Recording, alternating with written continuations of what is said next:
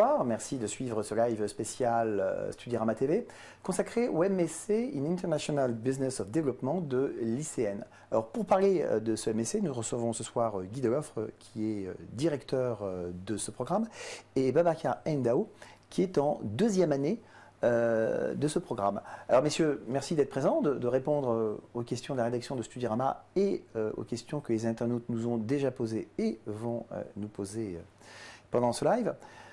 Alors, parmi les questions qui ont déjà été posées, et une de celles qui est revenue le plus fréquemment, c'est qu'est-ce que le MSc et à qui s'adresse-t-il? Alors Guy Deloffre. Alors, ce MSc in International Business Development s'adresse à des étudiants qui cherchent à développer une carrière de type commercial, soit dans des fonctions internationales, soit dans des entreprises internationales, soit à l'international dans différents pays. Alors, quel est le niveau d'admission de base? Alors, ce MSc est un programme en 2 ans, en 2 années, et pour intégrer la première année du programme, il faut avoir une licence ou l'équivalent, un diplôme de niveau licence ou bachelor, etc. Dans la présentation du programme, il y a un mot qui revient souvent, qui est défini presque comme étant le centre de votre programme, c'est devenir un acteur de la négociation internationale. Alors, c'est quoi être un acteur de la négociation internationale ? Si on prend le cas des grandes zones économiques aujourd'hui, on sait que l'Amérique du Nord et l'Europe sont des zones économiquement développées. Mais on sait aussi qu'il y a d'autres zones, d'autres continents et de nombreux pays dans lesquels la croissance se fait. Et donc, être un acteur de la négociation internationale, c'est s'intégrer dans des stratégies d'entreprise qui vont chercher la croissance dans des pays en développement, dans des pays dans lesquels on peut développer de nouvelles activités. Pour vous, Babacar, c'est quoi d'être un acteur de la négociation internationale? Bon, moi, ce que je comprends par acteur de la négociation internationale, c'est lorsque j'intègre un groupe orienté vers l'international et qui a des partenaires au plan international et qui aimeraient vraiment négocier en fait avec ces différents groupes des contrats, des partenariats ou lors des opérations d'import ou d'export, de pouvoir être en mesure de trouver vraiment, mettre en place le cadre qu'il faut pour que les affaires puissent aller de l'avant et que le client au plan international soit vraiment satisfait. Alors, on reviendra sur les métiers que représentent les métiers de la négociation internationale. On va se concentrer tout d'abord sur le diplôme, sur les conditions d'admission, parce qu'on a une première question de Harry qui nous demande quelle est la différence entre le MSc et le master traditionnel tel qu'on peut le connaître. Alors, le master traditionnel est un diplôme de l'université. Le MSc est un diplôme d'école. Ça correspond dans les 2 cas à des diplômes de type 2 années d'études.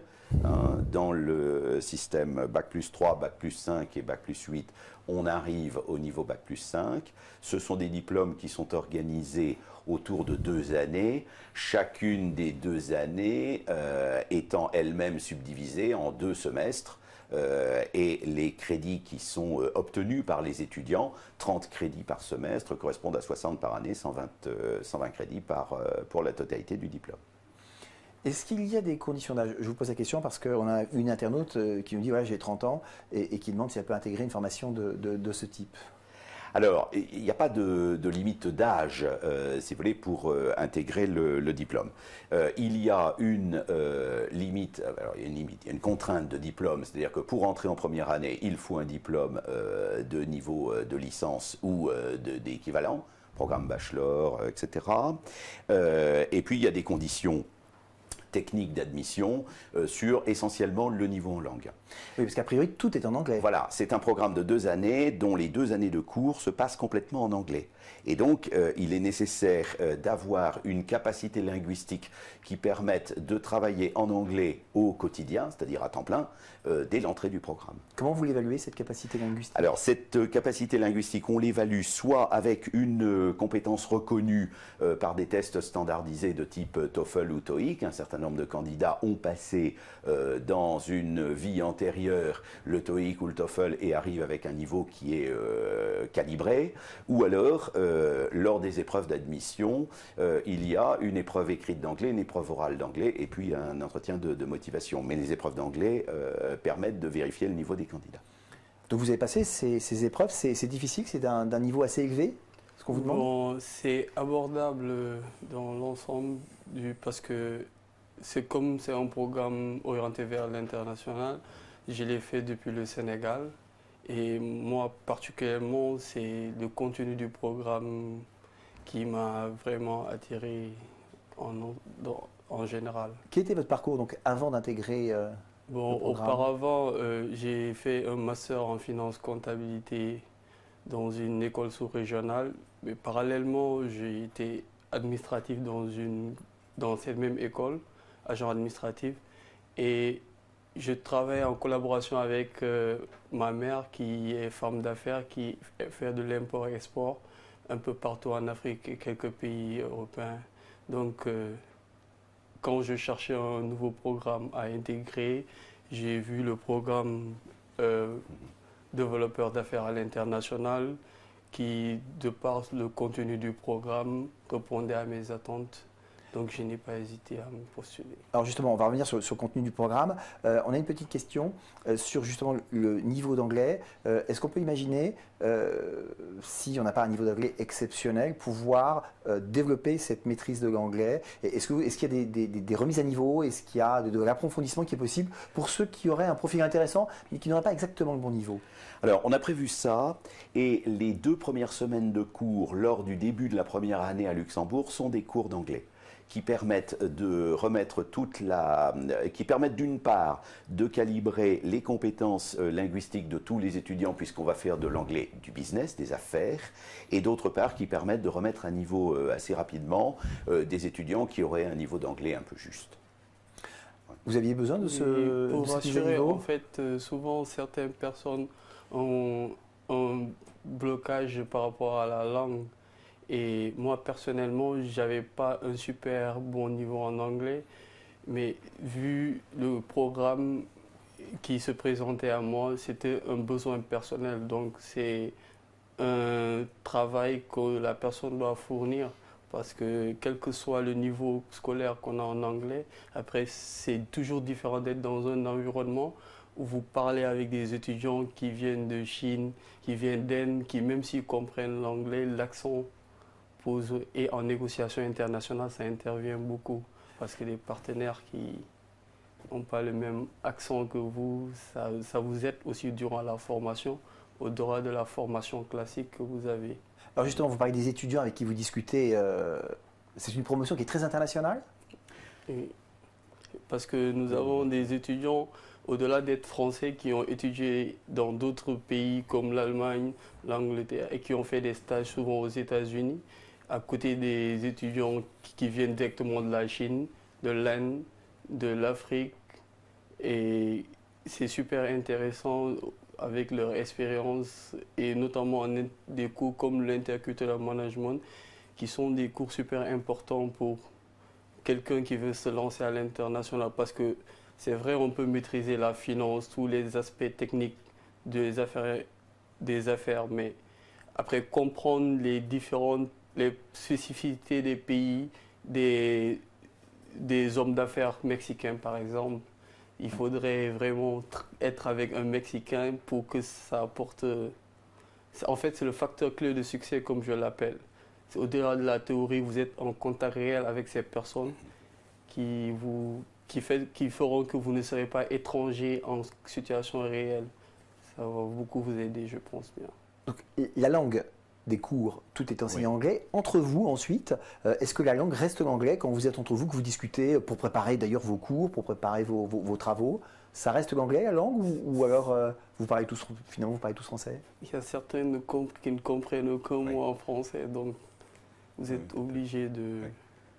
Donc c'est certainement un des aspects intéressants de la formation.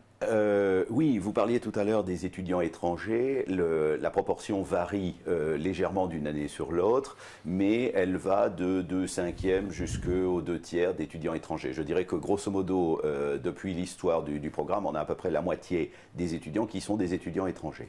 Avec une caractéristique qui répond à votre dernière remarque, c'est que nous avons des étudiants étrangers qui ne sont simplement pas francophones.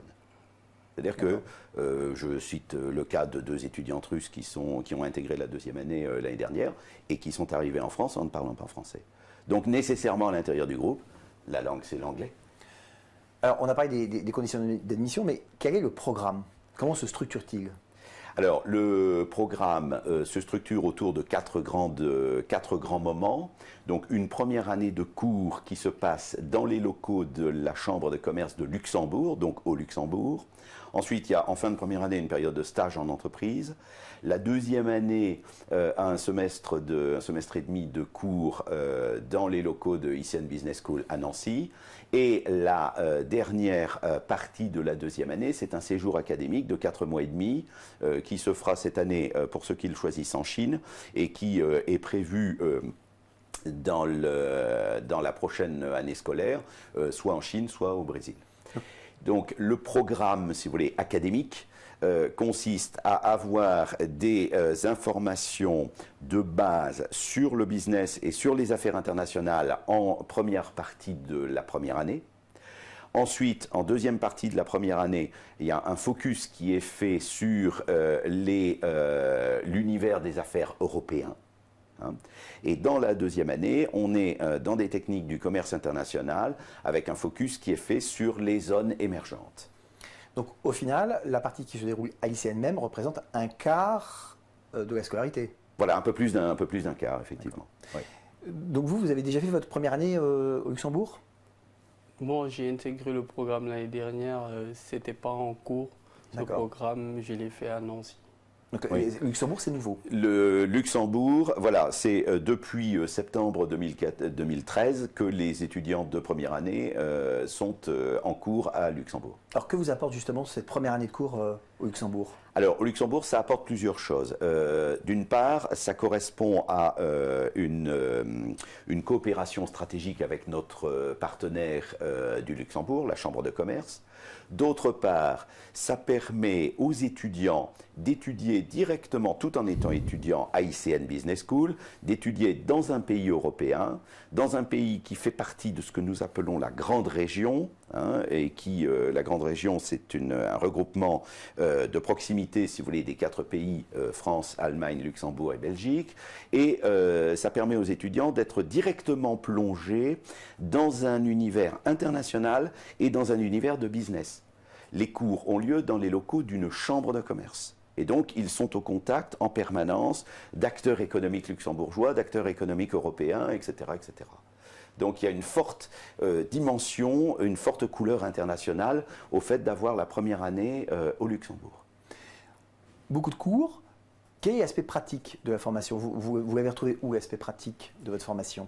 Bon, tout d'abord, c'est au-delà des travaux de groupe, parce qu'on est vraiment chaque fois en situation de groupe, au-delà des examens qu'on fait individuellement, il y a des travaux de groupe qui sont donnés par les professeurs. Mais l'avantage et l'expérience que vraiment moi personnellement que j'ai vécu durant ma première année jusqu'à maintenant, on a des professeurs super expérimentés qui, au-delà de l'enseignement, ont eu à occuper des fonctions dans des grosses structures qui vous donnent des expériences que vous ne rencontrez peut-être sûrement jamais dans votre carrière d'export manager ou de négociateur. Donc c'est super intéressant parce que je me dis, dans l'entreprise, vous pouvez être face à des situations où vous vous rappellerez qu'il y avait tel professeur en cours de négociation internationale qui avait eu telle situation dans tel pays, quelque part dans le monde, et ça peut vous aider à trouver la solution rapidement au problème. Et ce sont des choses qui forcément n'existent pas sur le papier, ce sont des contacts qui sont vraiment réels et qui sont bénéfiques à mon sens. Donc là, vous êtes en 2e année, oui. Première partie à l'ICN en cours, 2e partie, si j'ai bien compris, potentiellement en Chine, sur un séjour assez long. Oui. Tout à fait. Alors là, il se passe quoi en Chine? C'est quoi le programme? Vous êtes en partenariat avec qui? Comment ça se on passe? est en partenariat avec l'université de Chengdu, qui est une des grandes universités chinoises. Vous savez que la Chine a établi une liste de 120 universités d'excellence, etc. Et nos partenaires chinois font partie de cette liste.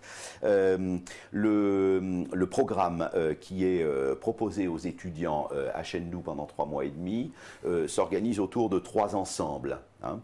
D'une part, des cours de chinois que les étudiants ont déjà commencé à avoir en janvier-février à Nancy avant de partir en Chine. D'autre part, des cours de business en anglais, faits par des professeurs chinois. Et d'autre part, troisièmement, à partir d'activités diverses, une ouverture culturelle sur la Chine en général, le monde chinois et la localité de la région où il se trouve. Alors, la Chine est obligatoire pour toute la promotion? Il y a des possibilités de... Alors, pour cette année, pour des raisons techniques, il y a un certain nombre d'étudiants qui vont faire un stage en entreprise pendant la 2e année, parce qu'il est possible d'intégrer le programme en 2e année. Pour les étudiants qui viennent d'entrer en 1re année et qui sont cette année au Luxembourg, on espère pouvoir, en 2015, leur donner le choix entre un séjour académique de 4 mois et demi en Chine et un séjour de 4 mois et demi au Brésil. Effectivement. Ouais. On a une question de Pierre sur les coûts et qui nous dit, mais avec ces séjours à l'étranger, que ce soit au Luxembourg, voire en Chine et peut-être demain au Brésil, est-ce que ça ne surenchérit pas le coût de la formation? Alors, pas vraiment, parce que les frais de vie en Chine ne sont pas supérieurs à ce qu'ils seraient en France si l'étudiant était resté en France tout le temps. Et les frais de vie au Luxembourg sont légèrement supérieurs à ce que nous connaissons à Nancy. Mais comme Nancy est une ville étudiante relativement peu chère sur le marché français, on peut considérer que, si vous voulez, il n'y a pas une très très grosse différence. On a parlé du Brésil, on a parlé de la Chine. On a un internaute, Arnaud, qui nous demande si vous avez des accords avec des universités australiennes et spécifiquement à Sydney.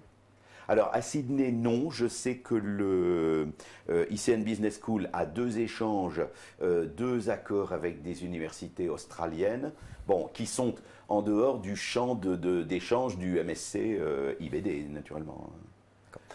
On a parlé tout à l'heure des épreuves d'admission, donc on a vu qu'anglais représentait une partie très importante. Comment se prépare-t-on pour ceux qui nous regardent ce soir et qui souhaitent intégrer le programme? Comment se prépare-t-on à vos épreuves? Y a-t-il une préparation, des recommandations spécifiques? Les compétences qui sont nécessaires en anglais, pour rester sur l'anglais, pour se préparer, si vous voulez, c'est d'être capable, d'une part, comme disait Babacar tout à l'heure, de travailler en groupe en anglais, avec des gens qui viennent de pays différents, donc avec des vocabulaires, avec des accents, avec des expressions qui sont différentes. L'anglais qu'on apprend en Chine ou en Russie ou en France n'est pas tout à fait le même. Même si ça s'appelle toujours cours d'anglais. Donc ça, c'est une première chose. La deuxième chose qui peut-être est un petit peu complexe, enfin pas complexe, mais un peu difficile pour les étudiants, c'est d'être capable de suivre des cours qui durent quand même 6 heures par jour en anglais. Donc si vous voulez, l'oreille se fait extrêmement rapidement. Donc on n'est pas très inquiet là-dessus, mais bon, si les étudiants peuvent se préparer, si vous voulez, pendant l'été par exemple, avec des révisions, des lectures, du vocabulaire, le fait de se faire l'oreille en écoutant la radio anglaise, etc., ou américaine, si vous voulez, ça aide. Voilà. On a une question d'un internaute qui nous demande si on peut intégrer votre programme directement en 2e année. Alors, on peut l'intégrer en 2e année. La contrainte technique de la 1re année, comme il s'agit d'un programme MSc, c'est d'avoir un diplôme Bac+3, donc licence ou équivalent, programme bachelor, etc. Pour des étudiants qui ont fait un diplôme bachelor dans un pays étranger, et dans de nombreux pays, le bachelor c'est 4 ans. Je parlais tout à l'heure des étudiants russes. Eh bien, alors, il est possible d'intégrer le programme directement en 2e année. Qu'est-ce qui vous a le plus plu quand vous avez intégré l'école, depuis que vous avez intégré l'école, qu'est-ce qui vous a le plus plu, le plus intéressé dans les programmes que vous avez suivis? Tout d'abord, c'est la constitution du groupe, en fait. Cette diversité qui, à mon sens, est une richesse aujourd'hui pour quelqu'un qui est vraiment orienté vers l'international. Ça reviendrait à dire être à distance et vivre avec, comprendre comment un Chinois se comporte, comment un Russe se comporte en affaires sans pour autant aller en Russie. Ça, c'est déjà quelque chose, une expérience à vivre. Et souvent, on a des professeurs qui s'expriment en anglais, mais même des étudiants qui comprennent l'anglais, souvent sont obligés de s'adapter. Un professeur qui vient des États-Unis, souvent son anglais est beaucoup plus fast, plus qu'un professeur qui est un professeur français qui parle, ou un professeur qui est indien qui parle anglais, même si vous comprenez. Et aussi, il faudrait comprendre qu'il y a l'anglais des affaires, l'anglais économique, tout ça, ce sont des choses que vous devez intégrer plus tard dans votre anglais de base. Donc c'est vraiment quelque chose de spécial en fait. Il faut le vivre pour comprendre en fait, à mon sens. Et en tout cas, moi, je me sens bien dans le programme. Et tout à l'heure, je disais au professeur, la personne qui a conçu ce programme, il est exceptionnel parce que on tombe amoureux du programme en fin de compte. Moi, personnellement, je suis tombé amoureux du programme parce que c'est super intéressant. Je le vis pleinement. Au début du live, on a parlé de acteurs de la négociation internationale. Vous nous avez un petit peu déterminé ce que c'était. Si on rentre plus précisément dans les métiers, parce que voilà, vous formez, mais vous formez pour quel métier? Alors, on va former pour des métiers, des métiers, des fonctions, hein, qui sont orientés autour du développement d'affaires et essentiellement des affaires à l'international. Donc on va avoir des métiers qui vont être fondamentalement plutôt orientés autour de carrières de type financière ou plutôt commerciale, hein, développement d'affaires, etc. Alors on a des étudiants qui travaillent dans des services marketing, dans des services commerciaux, qui vont faire du développement d'affaires sur place ou qui vont faire de l'administration des ventes à l'international ou qui vont être au contact de marchés internationaux depuis une base commerciale. On va avoir des étudiants qui font du recrutement à l'international. On va avoir des étudiants qui travaillent par exemple dans des métiers de type tourisme, de type relations touristiques internationales, etc. D'accord. On a une question pour vous de Julien qui nous demande si vous savez dans ce que vous voulez faire plus tard, si vous avez déjà une idée de métier. C'est Julien qui nous pose la question. Bon, moi personnellement, j'aimerais être export manager.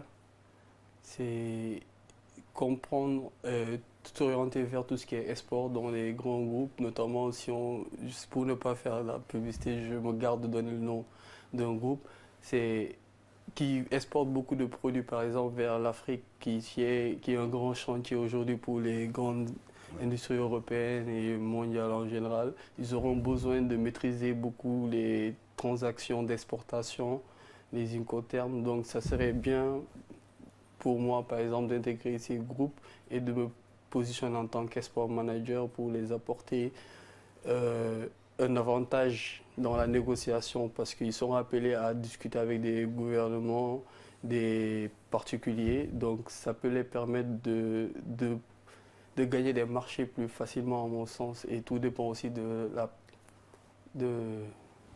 l'engagement de la personne. Ce sont des métiers ou des fonctions qui ont un fort potentiel de recrutement? Relativement oui.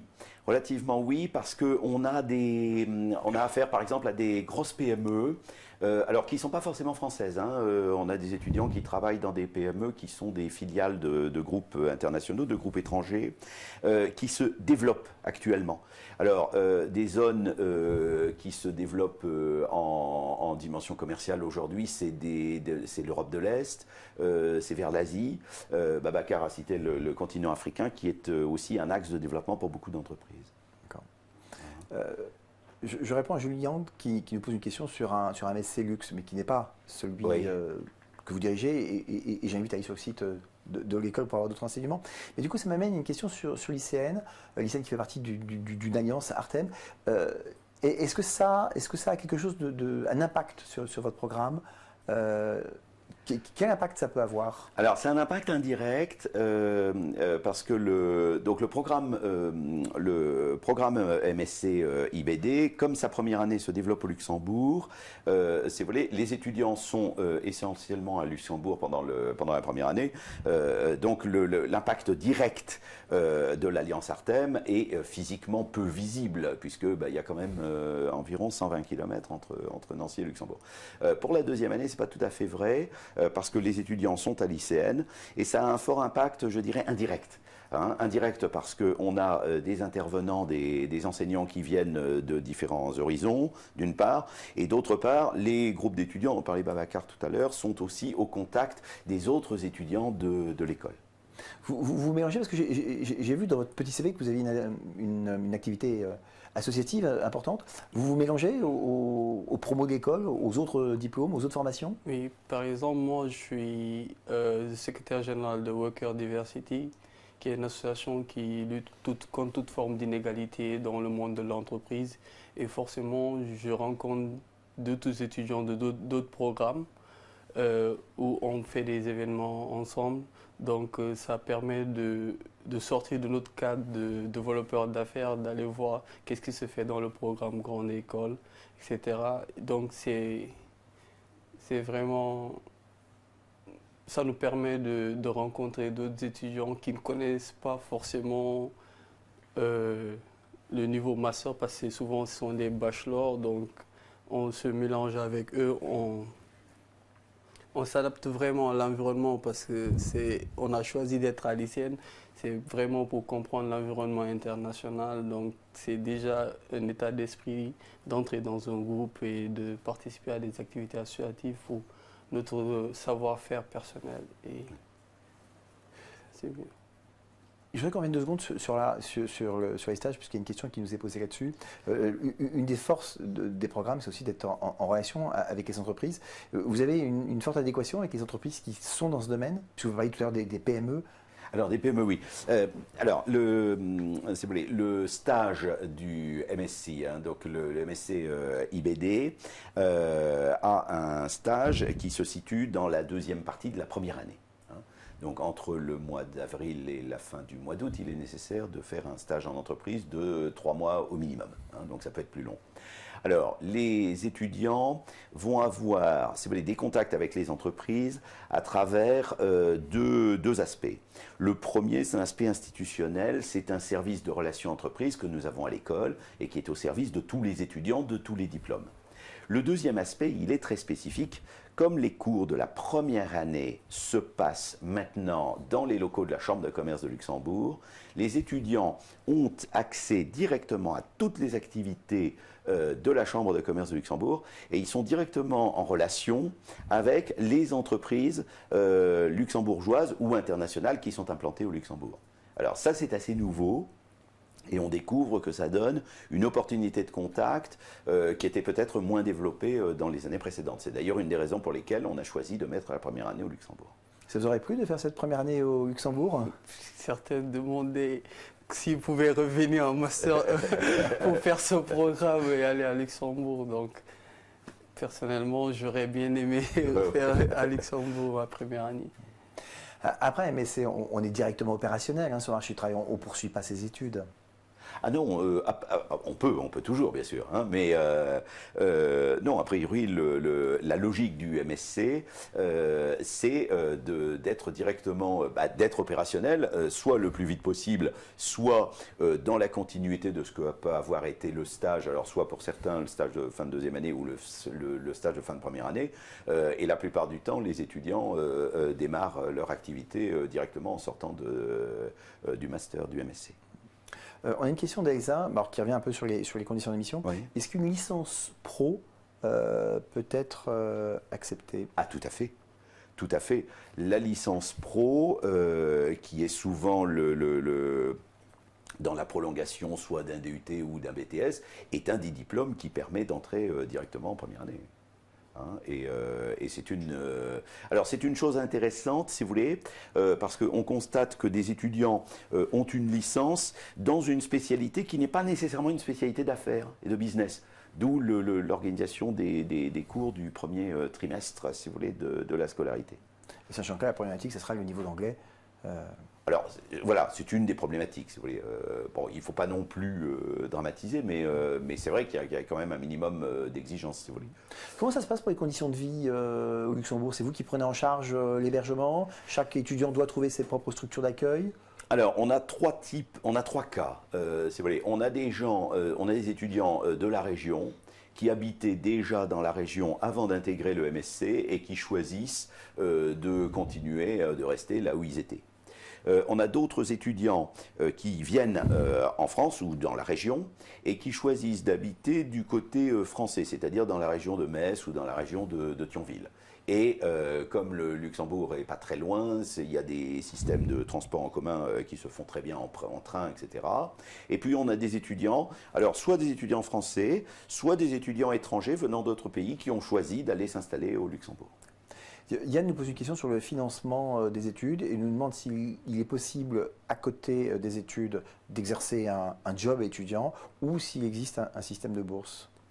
Alors, on n'a pas eu de cas. Si, j'ai des étudiants cette année qui sont en première année au Luxembourg et qui travaillent. Donc, c'est tout à fait possible. C'est tout à fait possible.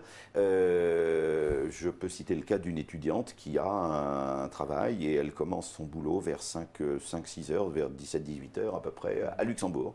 Elle a un travail à Luxembourg. Si vous voulez, donc elle combine tout à fait les cours dans la journée, etc.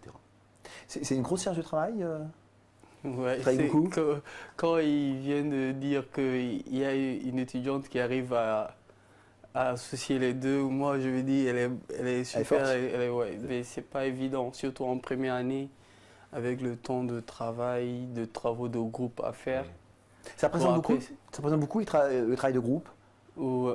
Ça, oui, parce que en fait c'est vraiment les méthodes de travail changent depuis. En fait, les Chinois n'ont pas les mêmes habitudes. Vous travaillez avec un Chinois, vous disiez tout en anglais, elle écrit en chinois. Déjà, ça, il faut vous adapter à cette situation et vice-versa.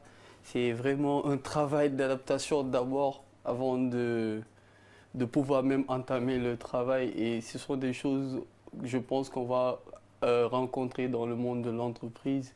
Donc c'est déjà bien qu'à l'école, dans les travaux de groupe, qu'on soit dans des situations réelles. Et moi, personnellement, j'ai une conception des travaux de groupe, parce que je dis, nous avons tous le savoir en sortant de l'école, mais c'est des travaux de groupe qui nous permettent, et la vie associative, d'avoir le savoir-faire, le savoir-faire faire, parce que c'est pas évident de savoir faire et de faire les autres. Donc tout ça, c'est un plus apporté par le travail de groupe.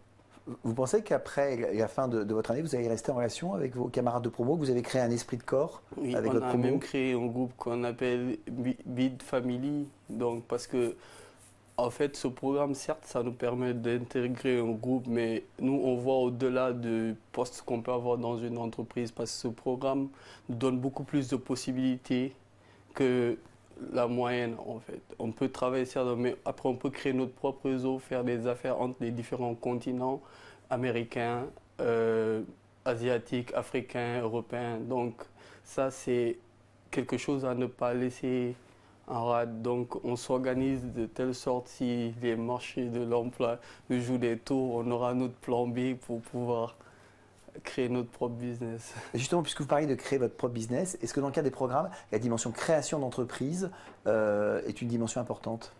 Alors, importante, je ne peux pas dire que ça soit le centre du programme, mais on l'aborde. On aborde, si vous voulez, les logiques de type PME et création d'entreprise, etc. Si vous voulez. On donne la possibilité aux étudiants qui auraient un projet, si vous voulez, de les aider, de les accompagner. On a une question qui nous est posée, parce qu'on arrive à la fin du live et ça serait dommage de ne pas la poser. On nous demande, est-ce que vous prenez des étudiants boursiers? Et une question qui revient sur, et c'est une question qui est souvent récurrente, sur la reconnaissance du MSC. Donc si vous pouviez revenir sur ce qu'est le MSC pour... Voilà, alors pour l'instant non, les étudiants boursiers non. Alors, quand vous dites reconnaissance, il faut préciser, je dirais, deux choses. Ce que l'on appelle souvent reconnaissance, ça va être une reconnaissance institutionnelle. L'école, si vous voulez, ICN Business School est une école reconnue, fait partie de la conférence des grandes écoles, etc., etc. Donc, il y a une reconnaissance institutionnelle. Et après, ce que l'on constate, c'est que les diplômes sont ou ne sont pas visés par le ministère. Hein. Alors, nous venons de sortir, si vous voulez, dans le MSC IBD cet été, donc en été 2013, la 3e promotion du groupe. Et pour pouvoir demander le visa du ministère, il faut avoir sorti au moins 3 promotions. Donc jusqu'à maintenant, si vous voulez, c'était le diplôme, le programme était trop jeune pour pouvoir le faire. Donc on se pose la question de le faire à terme, c'est clair. Cela étant, il est clair que tant que le diplôme n'est pas visé par le ministère, il ne permet pas, alors il permet toujours à des étudiants boursiers, mais il ne permet pas d'avoir accès aux bourses. Mais même avec peu d'antécédents, de toutes les façons, vous suivez vos promotions pour voir comment ils évoluent professionnellement? Ah oui, tout à fait. Alors là, on évolue. Alors, les promotions que l'on suit, on constate, si vous voulez, que... alors, on a plusieurs types d'évolution. Bon, en général, on n'a pas d'étudiants qui sont, entre guillemets, restés sur le carreau, si vous voulez. Tous ceux qui cherchent, qui ont développé une stratégie personnelle et qui ont cherché un emploi, une fonction, etc., l'ont trouvé. Alors, certains étudiants étrangers, Babacar parlait tout à l'heure des Chinois par exemple, qui repartent dans leur pays, eh bien, développent des activités dans leur pays. D'autres développent des activités dans d'autres pays. Hein. On a des étudiants qui viennent d'un pays, par exemple de Russie, et qui décident à un moment donné de s'implanter ou de travailler en Allemagne, en France, etc. On a une question. Oui. On a une question d'Egana qui nous dit, voilà, moi j'ai jamais fait de chinois, est-ce que je peux quand même postuler et ensuite partir sur ce fameux semestre, ou est-ce qu'on nous demande quand même un minimum de connaissances? Non, le minimum on va leur donner en 2e année. À partir de la 2e moitié de la 2e année, il y aura des cours de chinois en France avant de partir en Chine. Et puis il y a aussi des cours de chinois qui sont donnés à l'université en Chine. Les cours de business, comme je disais tout à l'heure, qui sont donnés par les enseignants chinois en Chine, le sont en anglais, en langue anglaise. Vous êtes impatient de partir en Chine? Super impatient. Parce que c'est l'espérance à vivre de nos jours, à mon sens. Si vous voyez que les grands groupes s'orientent vers la Chine, ce serait bien que nous puissions anticiper cela par rapport à notre plan de carrière, aller en Chine et pouvoir revenir. Et ça ne peut qu'être bénéfique pour nous et pour notre futur recruteur, parce qu'il aura déjà quelqu'un dans sa boîte qui a déjà côtoyé la Chine en étant sur le territoire chinois, en étant 2 semaines dans une entreprise chinoise, à voir le fonctionnement, en ayant des étudiants chinois qui peuvent nous faciliter certaines procédures en Chine. Et donc peut-être pour l'année prochaine, pour les étudiants qui vont intégrer l'année prochaine le Brésil, autre grand pays tout à fait émergent. Oui. Oui. Messieurs, le So Live arrive à sa fin. Merci d'avoir répondu aux questions des internautes et de la rédaction. Et puis rendez-vous pour les prochains lives de Studirama TV. Bonsoir.